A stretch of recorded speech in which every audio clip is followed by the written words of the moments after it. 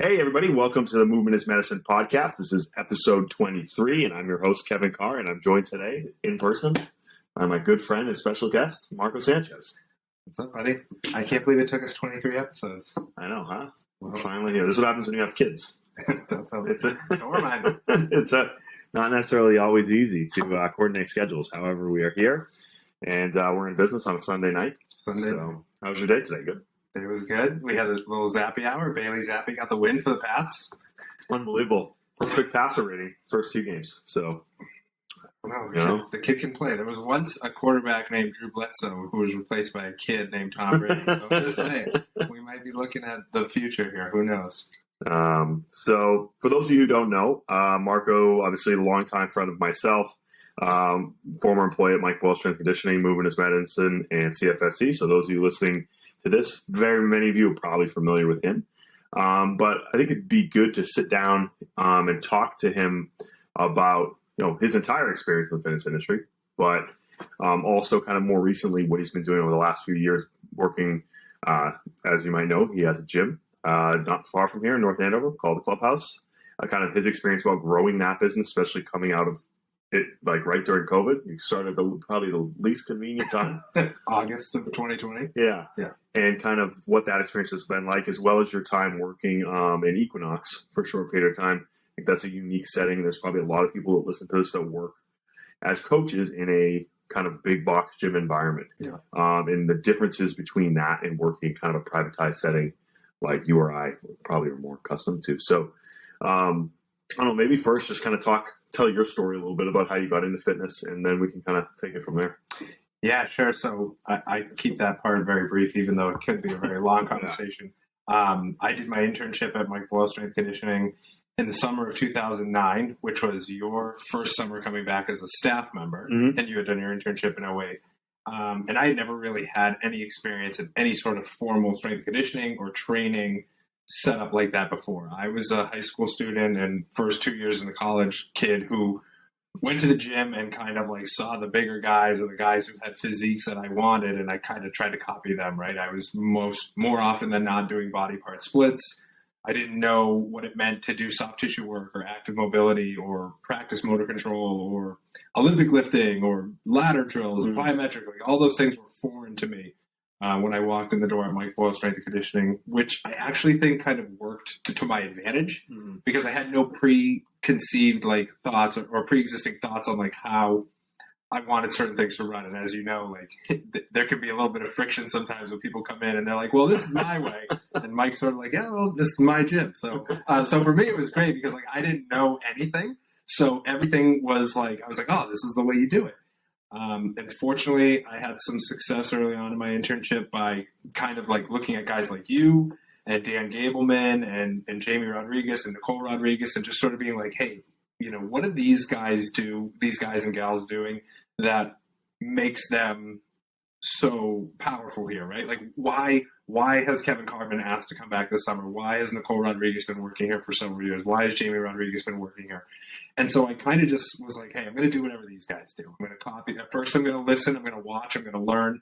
And then when they give me an opportunity, I'm going to step in and coach a little bit. And then, I'm going to keep doing exactly what these guys are demonstrating for me and asking questions and trying to learn as much as I can along the way. And ultimately that ended in a really nice, end of the summer. Mike himself approached me and asked me if I wanted to stay on in the fall, which a lot of people were kind of shocked by. People were like, wow, Mike actually did? Because apparently that was Nicole's job at the time or somebody else's. So of course, like I was over the moon that Mike Boyle just asked me to stay on and work part-time. Fast forward over the course of almost 10 years and, you and I are living together for a part of it. We're sharing a desk every day. We've got Movement is Medicine cranking, CFSC's cranking. We're traveling. All is really, really good and great. Very happy. And I always tell people that Mike Boyle Strength Conditioning is like the university of strength conditioning, right? Like you can go to school for health science or strength conditioning, and that's really great to learn anatomy and kinesiology and physics and bio and all those things that really matter that sort of make us good at part of what makes us good at what we do. But the other biggest piece is the coaching piece. Mm-hmm. And, we talk about those 10,000 hours, and there's no better way to get exposure to coaching, in my opinion, than at Mike Boyle Strength and Conditioning. You'll see every type of human, athlete, injured person, different ages, different unique circumstances. And I think having the ability to see all those things and get experience with all those things are what can make you, like we always say, like adaptable coaches become very, very powerful and effective coaches in the long term. Yeah. So that's kind of how I got going there. That was my intro to fitness. And well, you touched on something really important. The number one thing I try to tell the interns when they start is I say, find someone who looks like they're doing a good job here and just copy what they do. Yes. Because that's exactly what I did too. For the same people you mentioned, I would just be like, well, that's how Nicole goes about doing her job every day. This is how Kyle coaches. This is how Jamie coaches, however it might be, and try to learn based off watching them. You can't go wrong doing it that way. And so when you go into any experience, if you're at a job, whether it's your internship or you're not even in the fitness industry, but you start your job, go find someone who you can copy, because generally they're going to be the people that kind of help you figure out how to do your job on a daily basis.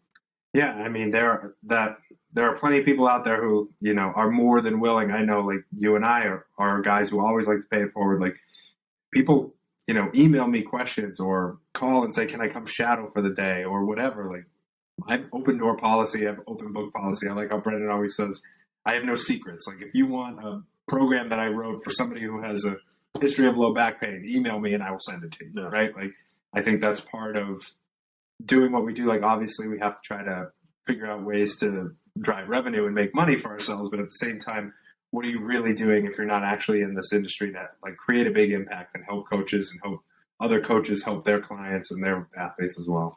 Well, ironically, I feel like the more that you give away, you tend to be more successful. Yes. Like, we give a lot of stuff away for free. We get people come and visit. I had 3 different groups of visitors come visit the gym this past week that they spent the whole day there. Like, we could have been like, oh, we don't have to charge you for an educational experience, but these people will 10x it back to us by referring people to CFSC, telling us how great we are. Yeah. And there are coaches that do that. There are coaches who charge you to come hang out with them. Yeah, and well, there's this scarcity mindset in fitness where everyone thinks somebody stole something from somebody else. I don't know if you were, if you were on Twitter this week, but like, there's this idea, like, no idea is original in this field, right? Like, Milo in the Bull, like, years ago, we've been stealing progressive resistance from him for years. So, like, I don't think that the more you can share, probably the better, because everyone's take on the same piece of information is equally valuable as it kind of progresses. Yeah. I think my favorite thread on that was I saw somebody comment. It was like, so if I coach my son's basketball team and I tell him to run the triangle defense, so I have to give Phil Jackson credit every time. I thought it was perfect though, right? I was like, yeah, that's like really, that's kind of like a silly way to look at it. And in fact, this is an industry, I think, where a lot of like, people who are doing a lot of things and making a lot of noise, positively impacting people do give out credit where, I read this in this research article, or I learned this from this coach when I was younger, or I saw this on this video, right? And I think that people dish out credit more oftentimes than not. You're right, though. The scarcity thing is kind of unique to our industry and interesting. Yeah, and so, but what was also unique kind of about your career is you've worked in pretty much every setting. I have. You've done in-homes. You've had a very successful in-home business. You've worked in professional sports. You've worked in a big box gym. You've worked in a private gym. You're self-employed. You've done massage therapy. And so, talked to a bunch of different talks. We talked about how being a generalist is probably the best thing you can do in our industry. And like, when I think about you or myself or Brendan, we probably have a really, wide background of things that we've spent time doing. And how has that kind of benefited you to be able to see the whole perspective of our industry, being able to work in all these different settings? Now looking back now, how has that kind of helped you be successful, kind of being in everything?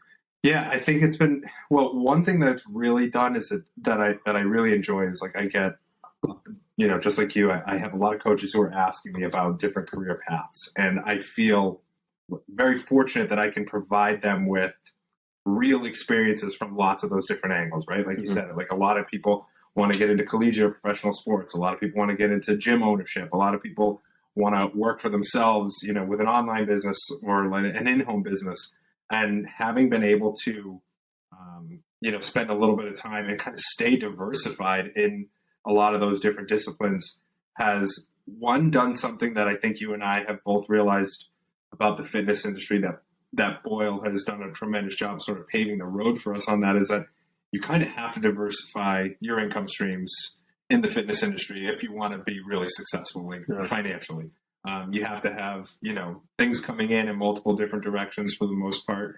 If you want to, like we always say, we can't just trade dollars for hours forever.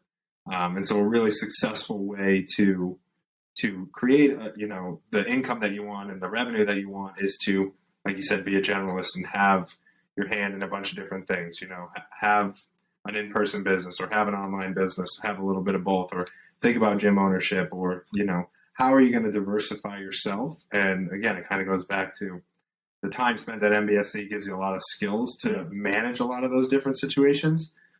But for me personally, I just felt like before I found my landing pad, right, for where I wanted to kind of really pour my heart and soul into for a long time after being at MBSC, I felt like I should try a couple different things to sort of figure out what really I'm both passionate about, also gives me, the income that I need. Yeah. So that's sort of how I landed on trying all these different things. Yeah, and again, I always tell our young coaches, like, you have to go try these different settings to see if you're going to like it or not. Right. You have to go do internships or volunteer or go just try to apply for a job, and you might find out you don't like it, right? But until you try all these different settings and experiences, you won't really know. Like, for a lot of people coming in this field, they think, like professional sports is the end all be all. That's where everybody wants to be. Right. But you haven't experienced professional sports, and you probably realize, like, this probably isn't how I want to spend my every day of my career. Not that anything's wrong with that, but for everybody, there's going to be different settings. And so, kind of, what did you learn in your time working in professional hockey? So working in professional hockey was, as they say, it's a grind. Like, it's a lot of work. There's early hours. There's long days. And, there's always kind of like one thing that I reference to. Like, I love coaching. I love coaching so much. One thing that I personally enjoy more is helping people learn fitness for the first time, or helping people who are in pain because they're really far away from fitness find fitness. So for me personally, watching professional athletes who are really, really good at everything, like do stuff really well, wasn't too fulfilling for me personally, right? Like handing out training programs and then going and watching guys execute pretty much every lift with perfection, because that's kind of what it takes to be a professional athlete. There's less coaching involved, and there's more science, I think, involved in that. And for me personally, like I like to be more active and hands-on and in more of a troubleshooting role, as opposed to build these programs for these guys who are already really, really good at stuff. So for me personally, that kind of didn't fill my cup the way I wanted it to. So it was kind of an easy decision for me. Like, hey, I'm really grateful I got this awesome opportunity. It was really fun to try it. But I know that this probably isn't what I want to do long term. So I made a move out of there. Yeah. And so I think that, a lot of people, they think like that's where I have to be. But ultimately, you want to figure out like what energizes you every day. Because regardless in this industry, you're going to work a lot of hours, whether you're in the private side or you're in the professional side. It's a grind regardless. So find the one that makes the most sense to you from there. And so talking about settings is like you also worked at Equinox for a while, right? And so you were a fitness manager, correct? Yeah. And so kind of talk about that experience, what you learned and what was different for you kind of working in a big box setting as opposed to being in a private gym environment. Yeah, sure. In my head, I'm like, making sense of this? All right. So the truth is, I understand the role of the fitness manager has to exist in a big business like Equinox. Somebody has to be that person.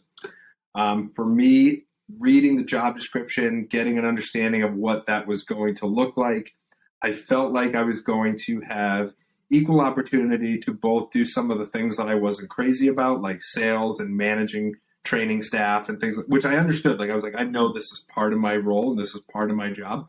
But I also, was kind of led to believe that a big part of my job was going to be providing education and helping trainers build a business by developing their skills as coaches, not by micromanaging how they email their clients, right? Yeah. And so for me, it was a bit challenging because, like, you and I know, if you want to be successful, like as a fitness professional, there are two of the biggest boxes that you kind of just need to check in the beginning. Is like, number one, like, people have to like you. Like, people aren't going to pay you to hang out for an hour, like, if you're an asshole.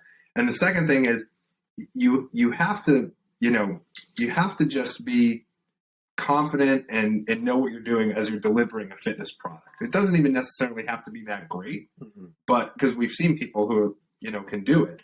But you have to be able to have some skills in how you develop programs and how you assess people and how you take people through progressive resistance and whatever other things you want to do. And so for me, I really thought I was going to get to sort of experience an opportunity where I'm delivering a lot of that to young coaches and young trainers.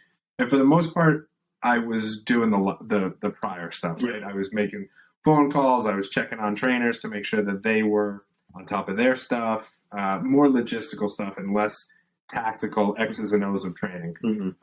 So I managed to create a little space for myself where, I got to do education type stuff with my team 2 days a week. There are like 50 plus trainers at this location. So for like 2 different days per week. And I essentially taught them all the things that I thought made MBSC really great, right? Like, I taught them all the things that we think are important. And the trainers loved it. They loved coming to these educational workshops. They loved having a manager who made them feel like the manager was there to teach them and support them so that they could be better at the product that they're delivering, not to be like, hey, did you email Sally Jones because she hasn't been in 2 weeks and I'm wondering where the revenue is from her, from her personal training package. So they really enjoyed that. So I always say, like, when I was walking out the door, I was like, oh man, I am the Equinox's worst fitness manager of all time.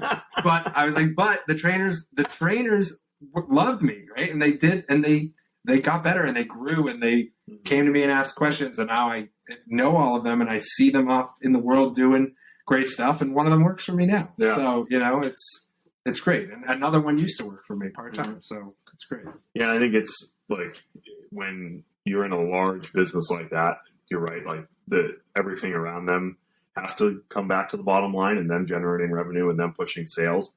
But that probably takes the wind out of the sails of like putting in money in towards education and think about developing these people as coaches, right? More so as developing them as like just revenue drivers, right? Because then at the end of the day, they have to do X amount of sessions or drive as many sales as possible. And I mean, that's the reality for a lot of people in this business. And so, how would you tell someone who is working in, whether it's Equinox, Crunch, Gold, one of these bigger gyms? What do you think for someone in that setting? What would you tell them to be successful in under that environment? What they need to do as a coach? Because it's very different, I feel like, than being successful working at Mike Bush Conditioning. Yeah, I mean, I think, right. So now there's a couple different like factors that you have to consider here. And I think that at MBSC, right, we got to really just focus on like education and art of coaching, right? Like I've sat in 1,000 staff meetings, and it's like, for the most part, 99% of the time we're talking about training. Yeah. And then we might spend like, a short period of time talking about, how to keep our customers engaged, how to keep our customers happy, or like doing follow-ups with, lapsed clients and things like that. But if you really hammer the other 99% first and you're a nice person, you don't really have to spend a lot of time on that. No. Right. And that's what I kind of would emphasize, and even try to emphasize to the higher ups at Equinox. I'd be like, listen, if we just make these coaches really, really good at coaching and really, really confident in their delivery, we don't have to chase them around to be like, hey, how many sessions did you reach out to this old client or whatever? Is it because people are going to come and people are going to stay if the product kicks ass, right? And so it was kind of funny, like, I felt like, they're putting the cart before the horse, or however the phrase goes, right? And I'm like, no, you got it backwards. Like, let's take all this time that we invest in, the salesy stuff and invest that in education of coaching and training, and then we're not going to have to do as much of that, right? So I think for that person who might be in that situation, like you said, that Equinox or that Crunch, it's about, for you as an individual, kind of finding that balance between, how much of my time do I want to invest in my coaching, continuing education? How much of my time and money do I want to invest in, learning about sales and customer retention? Mm-hmm. And then how much of my time do I want to, invest in myself outside of that, right? Because I think that was one of the other biggest pieces that goes by the wayside is, when you're in such high demand to work so many hours or meet a certain expectation in terms of sessions, your own self-care kind of gets put on the back burner. And once that happens, like we know, like you're toast. Right? Yeah. You can't pour into other people if you're not getting your own training sessions in, or you're not getting your own sleep in, or you're not having your own, whatever things you do outside of work that make you tick, family, whatever those things are. So I think it's kind of about finding your balance in those three spaces. That's a really good answer. Because I think sometimes people get into those settings and that's what burns them out, right? Like I said, I mean, trainers, you see, it's happened to you and I. It's happened to everyone that we've seen work. People go through that whole kind of burnout phase where they work, and then you see the quality of their coaching go down, the quality of their client relationships go down, and you can see it on their face when they're exhausted on the floor and they don't want to be there. And then you have a lot of people that you lose in this industry because they just can't continue to live that lifestyle. It's not really sustainable. Right. And so as you grow in this career, you find ways to manage to balance those things. And it's never perfect. Some days you're going to work a lot. Some periods you're going to work a ton. But you learn how to check in with yourself or see the signs of I'm starting to go off the rails. Like when my truck starts to get messy on the inside, it means that I'm working too much. Yeah. Like I see shit on the floor. I'm like, okay, this is a sign, right? A little 7-Eleven banana peel. Yeah, like something like that. Like, you know what I mean? Like that's when I start to think like, okay, if I can take the time to clean up my own vehicle that I drive in every day, then I'm probably doing too much. And so one thing you'll learn if you're going to stick in this industry is when to put the brakes on, when you can accelerate, and then how to kind of recharge when you need to. I know Brendan has gone through this multiple times too, and he's talked about it as well.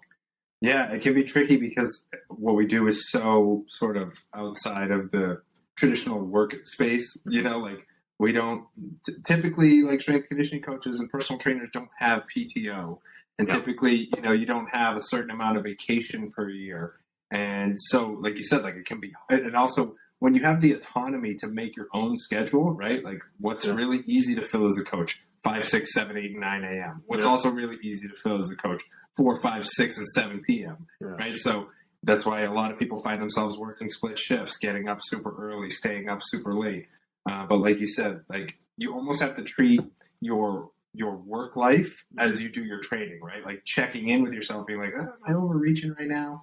Because if I do, I might burn out. And you've seen it. We have now been in the industry long enough, you and I, where like now, like whether it's like Facebook or Instagram, like I'm seeing people, I'm like, oh, this person used to be in the fitness industry and now they're doing this. Or now they're, right? Like you said, like people burn out. Like we lose a lot of people in this industry. And it's because it can be difficult to, maintain the lifestyle, and it can be difficult to kind of get ahead of steam going with income.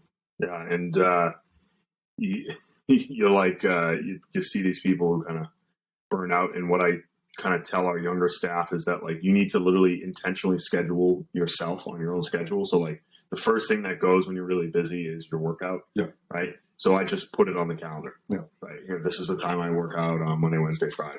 This is when I eat my lunch. Like if you worked at a regular job, you would have a scheduled lunch break, or you would have every 15, like you have 15-minute breaks or 30-minute breaks working your day. You have to do that on your own.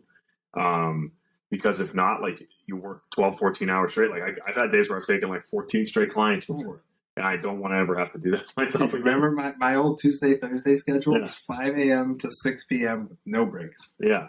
And you're like just the classic strength coach lunch, like you're slamming stuff in your face in between clients. You're like, I'll be right out. And you just put a sandwich in your face and like chewing it. And then you're like hammering coffees. Just your nervous system is just friggin' going through the roof. Yes. And like, I don't want to live that way anymore. So you have to take the time to be like, nope, this is when I do like my admin work. Like I don't want to come home at night and write programs. I want to write them during the day.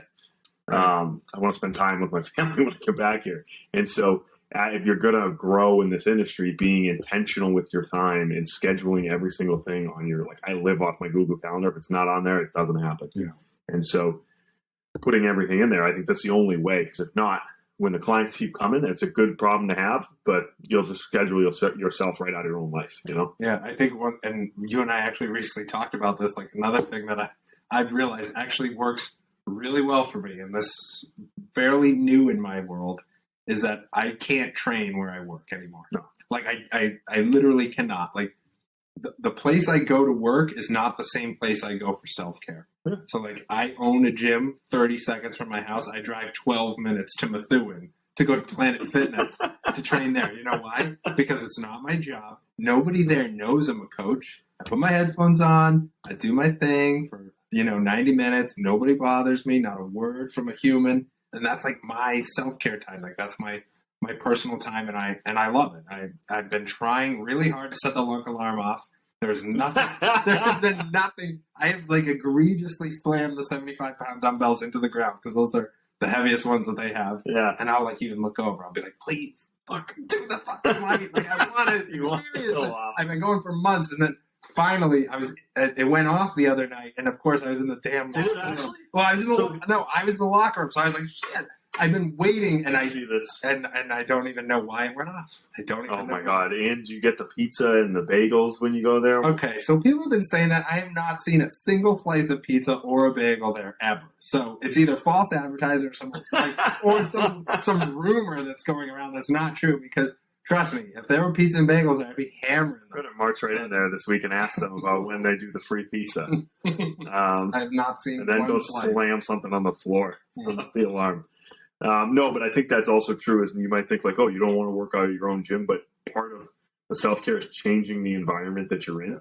Because like just being in your business, you're going to be thinking about all the things you need to do in your business. Yes. Oh my god, I should go do this. I should do this. And it's very easy to just cut out.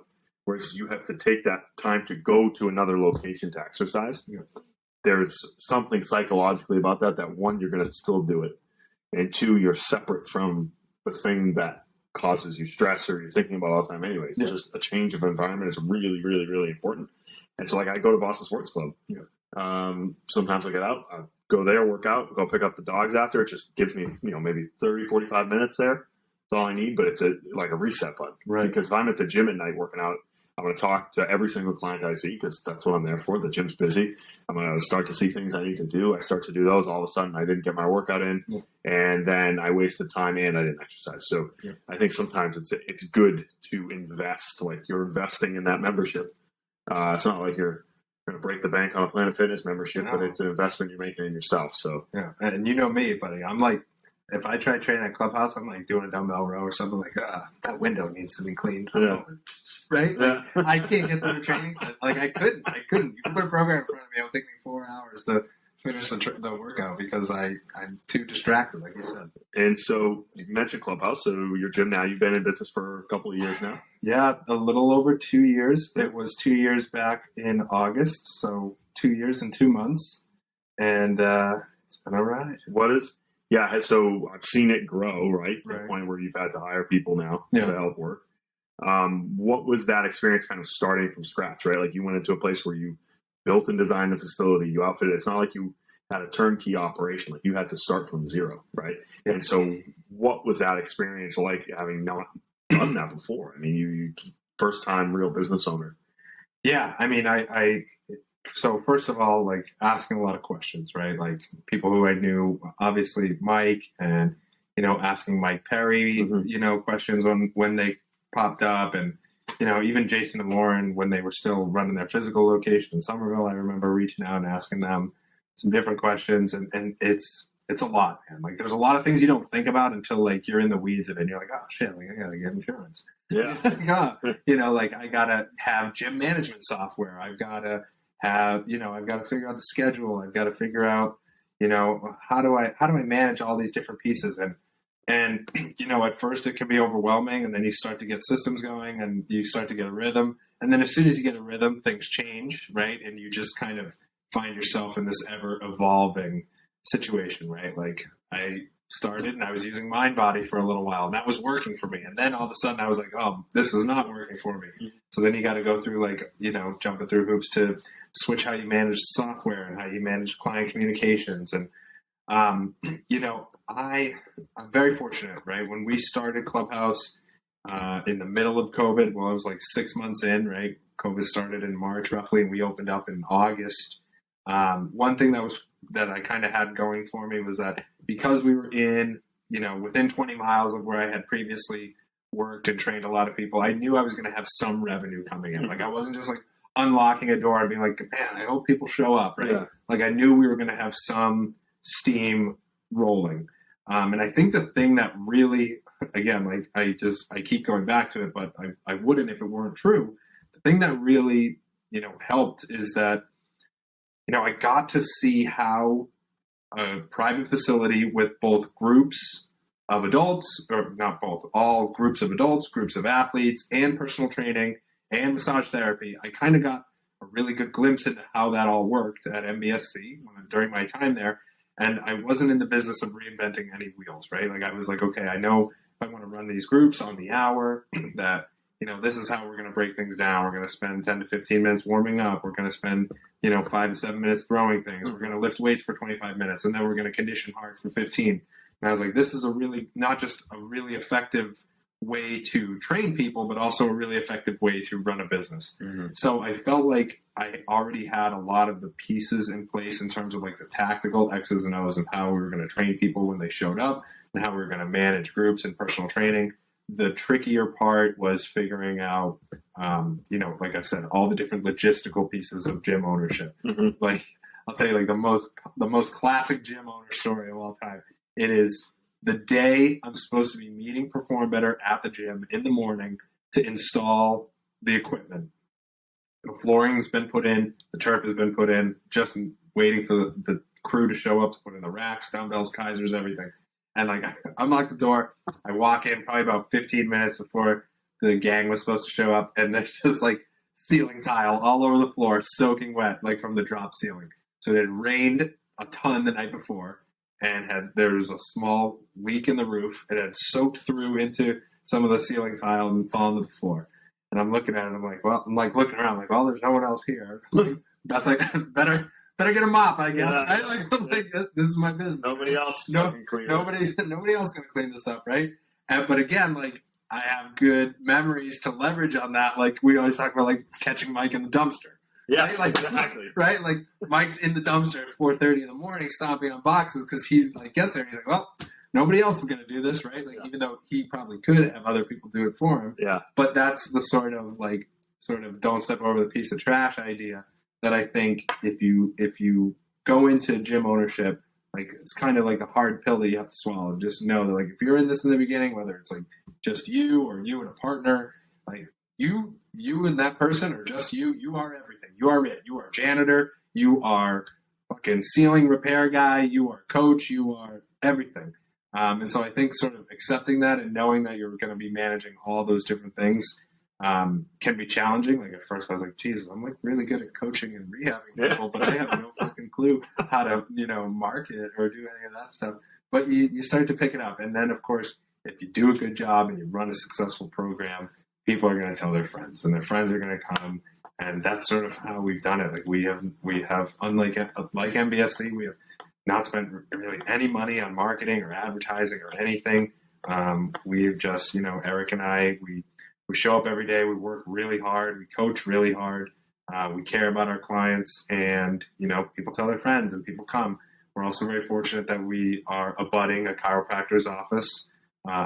Probably, I know several chiropractors. This guy's one of the best I've ever met. Mm-hmm. He has a, background. He's a high-level athlete himself, background in athletics. So I think he looks at movement and training through a different lens, sort of like we do as a chiropractor. Mm-hmm. So we have a really nice sort of give and take going on there. So he's had a really successful business for a long time.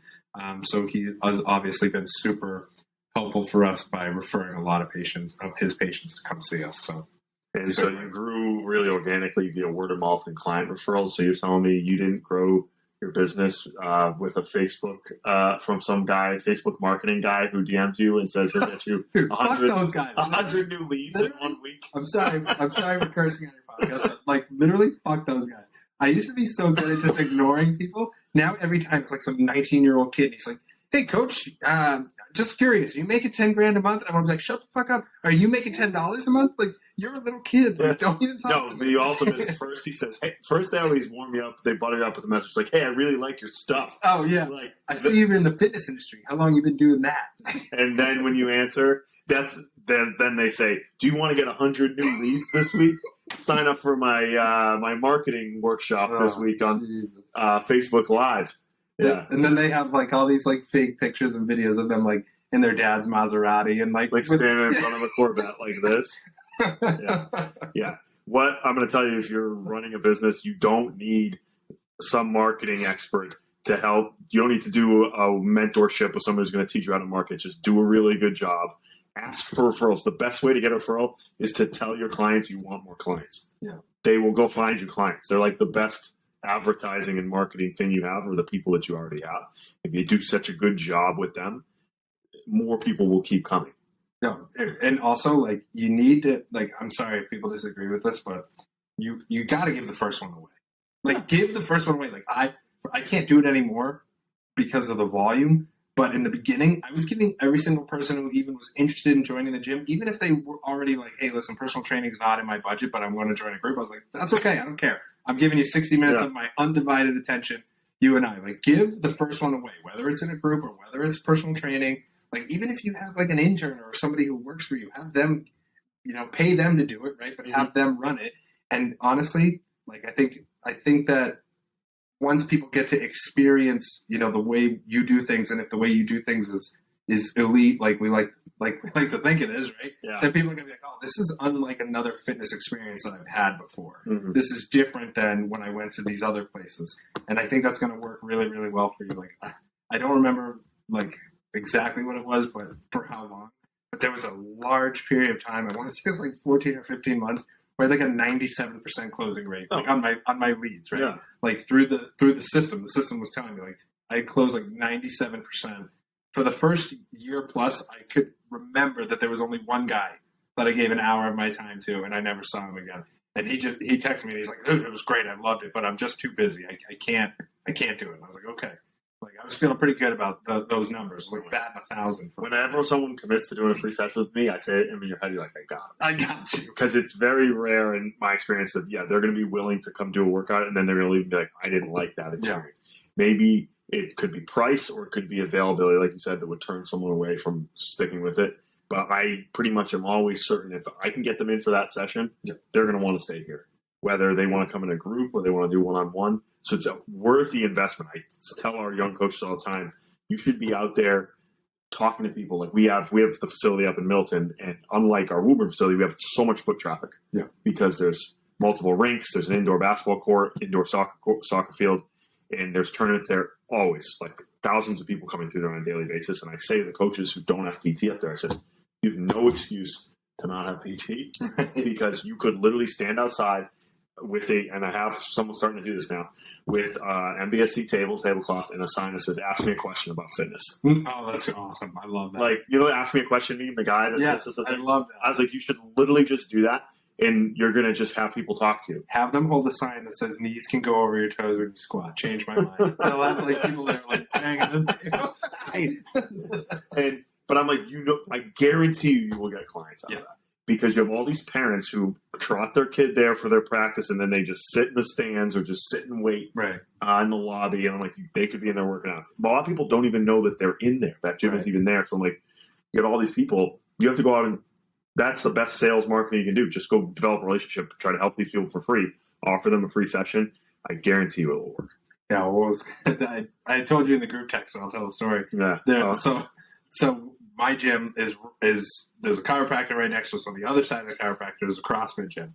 I had a guy walk in at like 8:59 on Friday morning for the 9 a.m. class. And typically I know when people are coming because they sign up for a free trial on the website. I get pinged, and like I see they sign their waivers and everything electronically, and they just walk in, they're ready to go.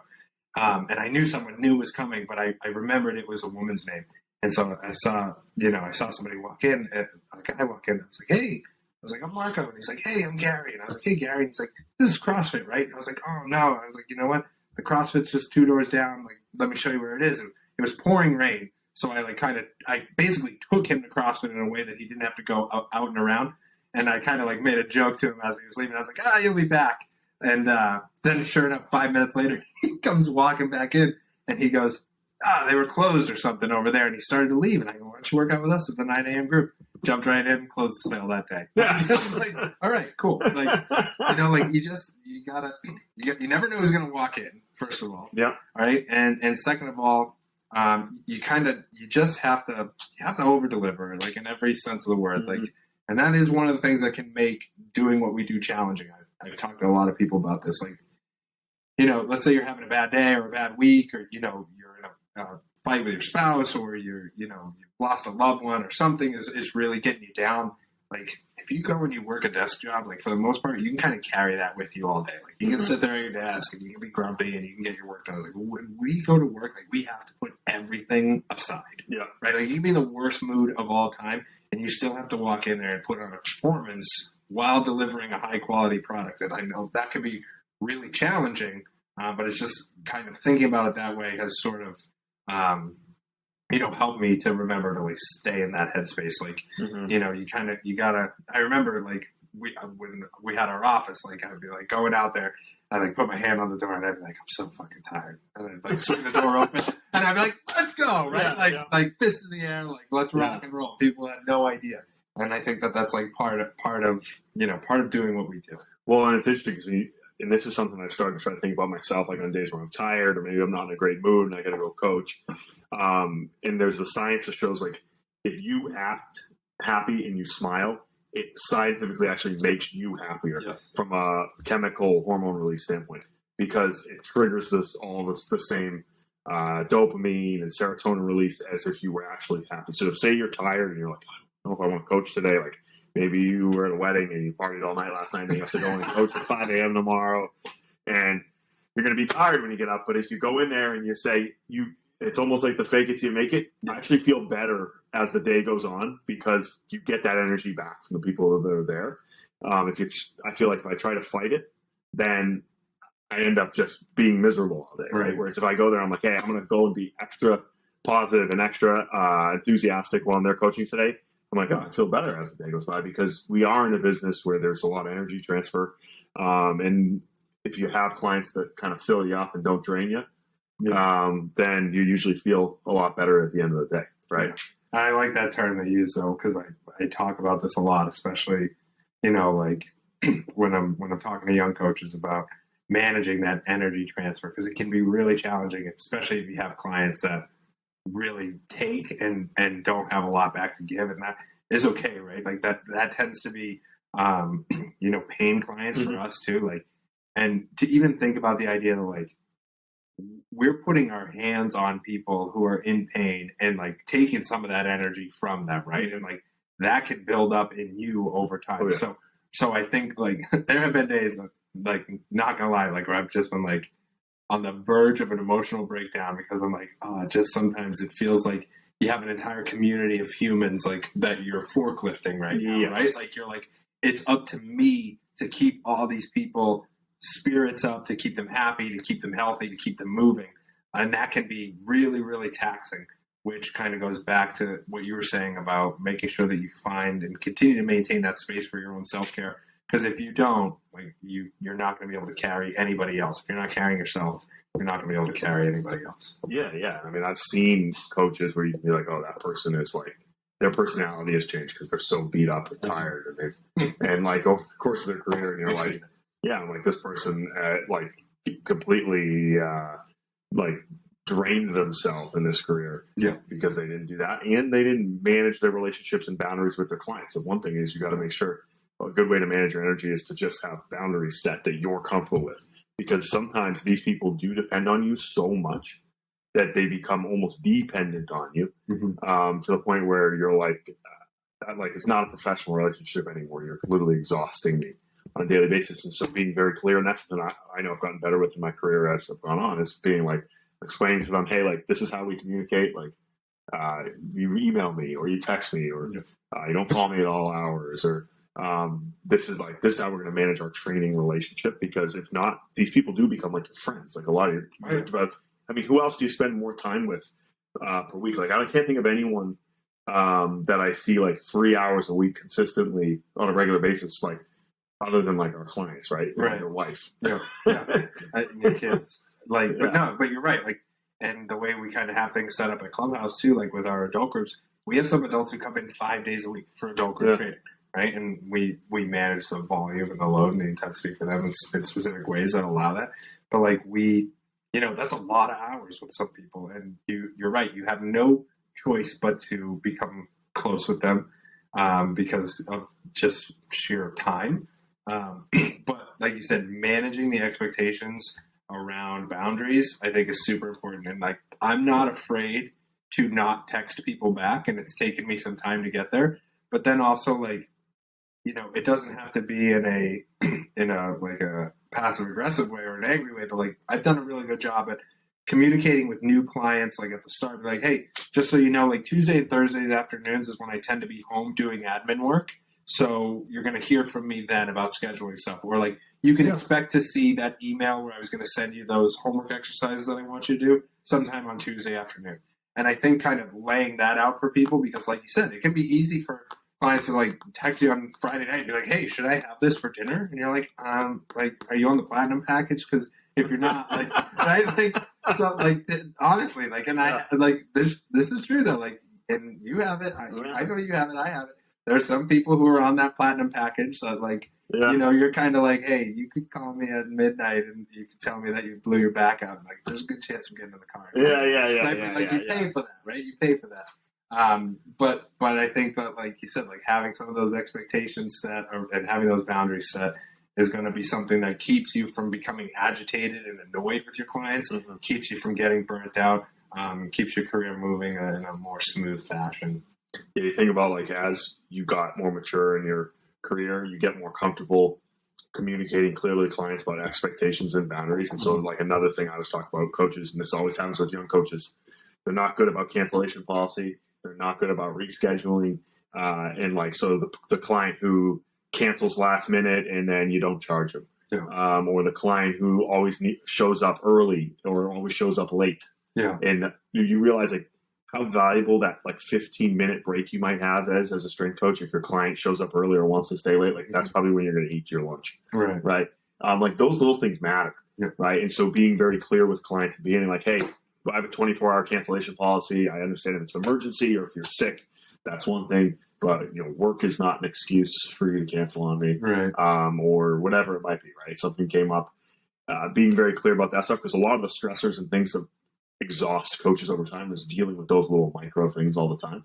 And so one thing we, with our coaches now, actually wrote a template for them. I wrote like a 5 email or communication template, like your first communication with your client, your second communication, your follow-up, all like the procedural things. And I said, I don't want you guys to think. I want you to just take this email. Hey, you just got to work for Equinox.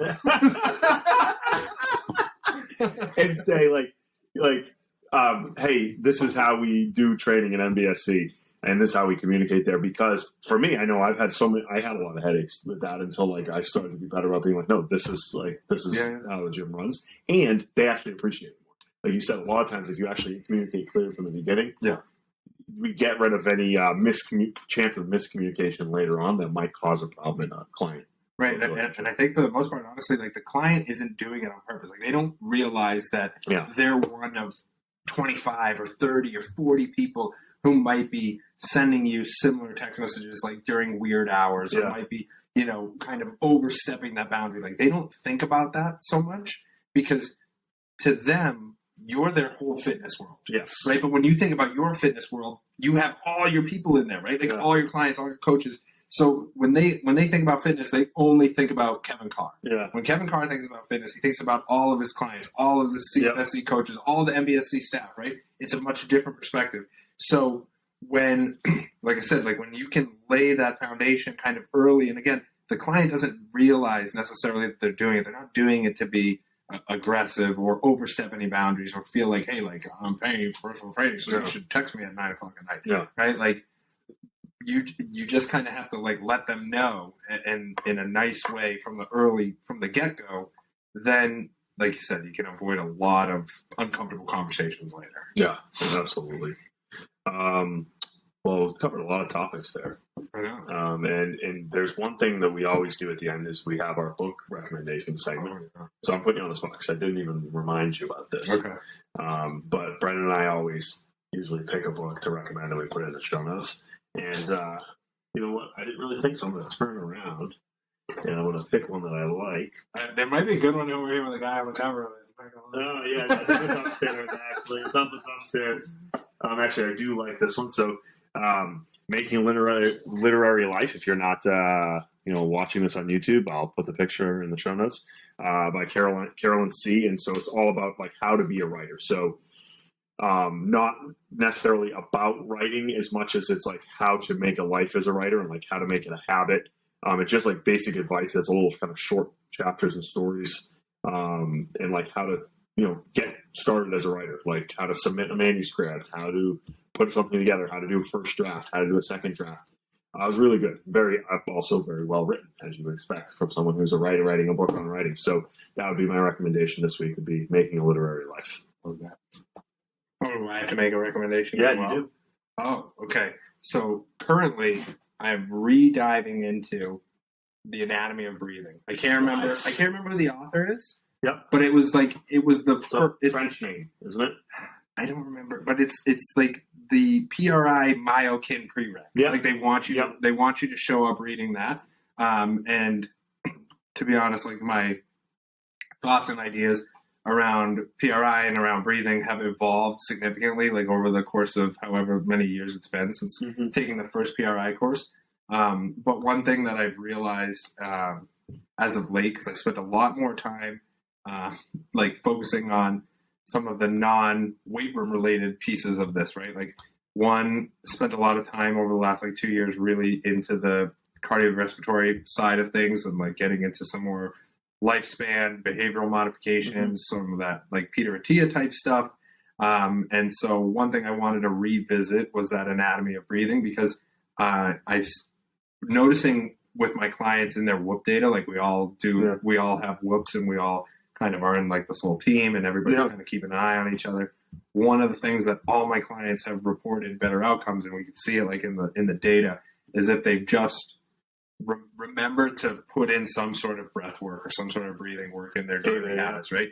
Because I think we, for a long time, did what a lot of other people do is like anybody show up, it's like, oh, your left toe hurts here. Well, I'm going to get you in this 90-90 position. Right? I'm pretty sure we were on a flight somewhere, and the most classic Steve Bigelow joke of all time, we were on a flight somewhere, and the flight attendant came up, or the captain came out, and he was like, is anybody on board a doctor? We're having a medical emergency. And Bigelow was like, he's like, yeah, let's just go get the guy in a 90-90 position and have him do some breathing. Whatever's wrong with him, clear right up. Right? Right? But like, I think we've all been down there. Anyways, the long and the short of it is that I'm seeing a lot better average HRV scores in the morning, more time in REM and deep sleep, and just better resting heart rates throughout the night when I have been encouraging my clients to do any sort of breathing practice for a couple minutes before they go to sleep. Doesn't have to be, positionally or getting into anything weird. Just practice some square breathing or some deep nasal inhales and some long, slow mouth exhales. And so getting back into anatomy of breathing has been good. Nice. All right. I'll put that in the show notes. And as we wrap up, what do you have? Anything coming up? No, just working. Just go check out the Clubhouse. North Andover, Massachusetts, on Instagram at the Clubhouse. Find me at not Mark Sanchez. That's about it.